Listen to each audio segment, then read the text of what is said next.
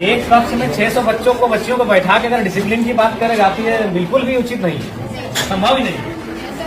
Hardly इस कमरे की अकॉर्डिंग 190 से 120 बच्चे बैठ सकते हैं। 90 से 120 660 मतलब नामांकन है, 240 प्रेजेंट है, तो संभव ही नहीं कि कोई क्लास ले पाएंगे। ठीक है, आप निश्चित रहिए, हम लोग इस विषय में बहुत जल्द आगे बढ़ते हैं और आपकी जो असुविधा है उसके लिए खेद है, लेकिन हम लोग उस दिशा में आगे बढ़ेंगे, काम कर रहे हैं। ये कौन सा क्लास है? 11 है। फैकल्टी क्या है? अच्छा, पढ़ाई लिखाई ठीक से कर रहे हैं ना? देखिए, मन लगा के पढ़िएगा ना, क्योंकि हम लोग जो है मिडिल क्लास फैमिली से आते हैं। भले आपके प्रिंसिपल आपके साथ खड़े हैं, आपके एमएलए भी आपके साथ खड़े हैं, लेकिन हम लोग मिडिल क्लास फैमिली से आते हैं और हमारी पूंजी शिक्षा ही है। हमारे मम्मी पापा के पास उतने पैसे नहीं है कि अगर हम शिक्षा में अच्छा नहीं करेंगे तो हम कोई बढ़िया व्यापार को आगे बढ़ा सकते हैं, हम बड़े शहरों में जाके अपने आप को स्थापित कर सकते हैं। हमारी पूंजी ही हमारा एजुकेशन है।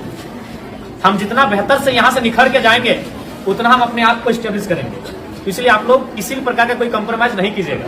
हम जानते हैं कि हो सके आपको समस्या आएंगी, क्योंकि बहन लोग को थोड़ी आ सकती है, क्योंकि आज भी लोगों की मानसिकताएं वैसी हैं, लेकिन आप निश्चिंत रहिए, अब जमाना बदला है, जमाने के लोगों की सोच बदली है और हमें लगता है कि बेटा और बेटी को समान दृष्टिकोण से लोग देख रहे हैं। तो आपको भी कुछ अगर सुविधाएं आएंगे तो उससे आपको पार जाना है, और कभी शिकायत और समस्या को लेकर अपनी पढ़ाई से कंप्रोमाइज मत कीजिएगा, इस चीज से कंप्रोमाइज मत कीजिएगा। देखिए, हम दूसरा का उदाहरण नहीं देंगे, आपके बीच आपके एमएलए खड़े हैं और हम आपको बताना चाहेंगे, हम अभी भी स्टूडेंट हैं। अभी हम धनबाद विनोद बिहारी महतो विश्वविद्यालय से डॉक्टर ऑफ फिलोसफी के स्कॉलर हैं, और ऐसा नहीं कि कंटिन्यू 2018 में हमारा एडमिशन है, बीच में 2 साल बाधित हुआ है, क्योंकि इसमें होता है कि साल में 1.5 साल में आपको प्रेजेंट करना पड़ता है अपना थीसिस। तो हम अभी भी कंटिन्यू हैं, क्योंकि हमने कभी एजुकेशन से कंप्रोमाइज नहीं किया है। कभी आज हम आपके एज एमएलए के रूप में आपके बीच खड़े हैं, और हमें तो लगता है कि आप कम से कम हमसे बेहतर परिवार से ताल्लुक रखते होंगे, क्योंकि हम उतना समय नहीं कि हम आपको अपनी घटना सुनाए, लेकिन संक्षिप्त में इतना बताना चाहेंगे कि हमने उस माँ ने हमें पढ़ाया है जिसने 28 साल की उम्र में अपने पति को खोया था। मात्र 28 ईयर हमारी माँ की आयु थी। हमारा जो छोटा भाई था वो मैंने गर्भ नहीं था, उसका जन्म भी नहीं हुआ, तो दुनिया उसने देखा नहीं, तो उस समय हमारे पिता को हमारी माँ ने खोया था।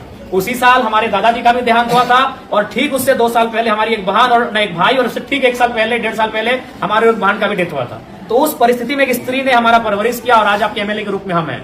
हमने कभी एजुकेशन से कंप्रोमाइज नहीं किया है। आज भी हम स्टूडेंट हैं, आज भी हम स्कॉलर हैं। इसलिए आपको आपके एमएलए ये संदेश देना चाहेंगे कि किसी भी परिस्थिति में आप अपनी पढ़ाई से समझौता नहीं कीजिएगा। यही आपकी पूंजी है, क्योंकि आपके माता पिता अगर सक्षम है तो अच्छी बात है, हम भी शुभकामना देते हैं कि आप बहुत सक्षम हो, लेकिन ये अधिकांश ये सत्य है कि हम लोग मिडिल क्लास फैमिली से आते हैं और हमारी पूंजी पैसा नहीं है, हमारी पूंजी एजुकेशन है। आप जितना यहाँ से निखर के जाएंगे उतना बेहतर आपका भविष्य होगा। इसलिए कंप्रोमाइज बिल्कुल मत कीजिएगा। अगर आप पढ़ के जाएंगे तो कोई ना कोई रास्ता मिल जाएगा। अगर आप जमाने के अनुसार अपने आप को बनाएंगे तो कोई ना कोई रास्ता मिल जाएगा। अगर दुनिया में इतने लोग हैं तो उतना रास्ता भी है, लेकिन आप अपने आप को सुयोग्य रखोगे तब ना। इसलिए आपको हमारी शुभकामनाएं हैं, आप लोग बेहतर करें, और जो भी आपकी समस्या है उनको हम जानने के लिए आपके बीच आए हैं। आपके तमाम शिक्षक प्रिंसिपल महोदय सब हमारे साथ हैं, हम लोग विजिट कर रहे हैं, और जो भी समस्याएं छन कर आएगी उनको लेकर हम लोग काम करेंगे। ठीक है, तो हम ठीक है, पढ़ना से सबसे पहले हमारी बात को आप लोग सुनिए। 10 महीना, देखिए 10 में अगर आप है तो अभी ये महीना है दिसंबर का, आपके पास काफी कम समय है। इसलिए आपसे हम यही संदेश मेरा रहेगा कि आपको अभी यहाँ से पूरा अलर्ट रहना है। इसलिए बाबू साहब, फिर अभी जनवरी आएगा, आप कुछ दिन पिकनिक में चला जाएगा, फिर मकर संक्रांति आएगा, फिर सरस्वती पूजा आएगा, तो हमारे पास अगर देखा जाए तो काफी कम समय है, और आप अभी उस मुकाम में हैं जहां अपने आप को बढ़ाएंगे। इसलिए यहाँ से आप एक भी दिन बाद के बाद ढील मत कीजिएगा।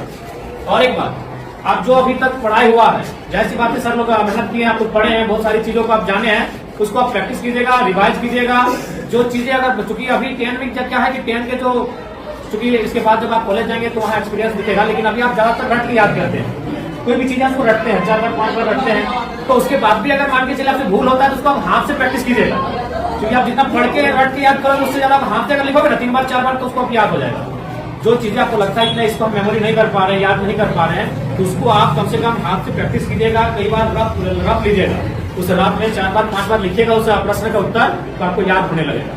और एक बात सबसे महत्वपूर्ण याद रखिएगा, क्योंकि आप अभी अपने जीवन का सबसे महत्वपूर्ण उम्र में है, यही है ये जो एज होता है ना, ये इसको हम टीन एज कहते हैं। हमको अपने आप को बनाना भी यही है और बिगाड़ना भी यही है। अब ये डिपेंड आप पे करता है। देखिए आपके माता पिता तो इस उम्मीद से आपको भेजें कि मेरा बेटा वहां जाएगा, गुरुजी के सानिध्य में बैठेंगे, पढ़ेंगे तो पढ़ के आएंगे, लेकिन अब आप यहाँ क्या व्यवहार करते हैं ये आप पे डिपेंड करता है। तो इसीलिए आप यहाँ 4 घंटा 5 घंटा 6 घंटा समय देते हैं, तो उस 6 घंटा का रिजल्ट आना चाहिए ना। मान लीजिए सपोज दैट अगर किसी भाई को अगर पढ़ने में मन नहीं लग रहा है, तो मान के चलो वो 6 घंटा अगर सिर्फ वो ग्राउंड में दौड़ेगा, इस राज्य के नंबर 1 धावक बनेगा कि नहीं? अगर वो पहाड़ नहीं चढ़ेगा, अगर वो गीत ही 6 घंटा प्रैक्टिस करेगा तो एक बेहतरीन गीतकार बनेगा कि नहीं? तो हमारे कहने का मतलब है आप यहाँ 6 घंटा समय दे रहे हैं, और जहां आप समय दे रहे हैं वहां से कुछ रिजल्ट नहीं हासिल करेंगे तो फिर गलत बात है कि नहीं? तो इसलिए आप यहाँ 6 घंटा समय दे रहे हैं, अपना 5 घंटा आप समय दे रहे हैं, तो इसलिए यहाँ से आपको परिणाम हासिल करके जाना है, यहाँ से आपको रिजल्ट लेके जाना है। इस बात को आपको ध्यान में रखना है, ठीक है? बाकी आपको जहां असुविधा होगी, आपके शिक्षक आपके प्रिंसिपल तो साथ में ही, आपके विधानसभा के आपके एमएलए हम भी आपके साथ हैं, जहां हमारी आपको जरूरत पड़ेगी आप हमें बेहतर याद कीजिएगा, ठीक है?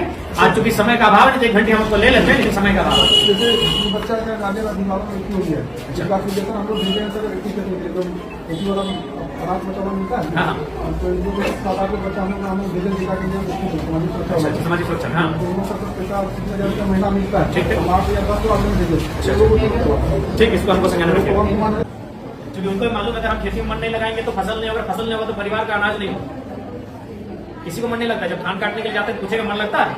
मन लगता है सिनेमा देखने में, मन लगता है मेला घूमने में, मन लगता है शॉपिंग करने में। काम में मन नहीं लगता है, वहां लगाना पड़ता है, क्योंकि वही काम आपका पहचान है, वही काम आपका कर्म है, तो मन वहां लगाना पड़ता है। अभी आपका कर्म है आपका शिक्षा अर्जन करना, ये आपका कर्म है, इसलिए आपको मन लगाना है। और लगता है तो अच्छी बात है, अगर लगता है तो अच्छी बात है, और नहीं लगता है तो लगाना पड़ेगा।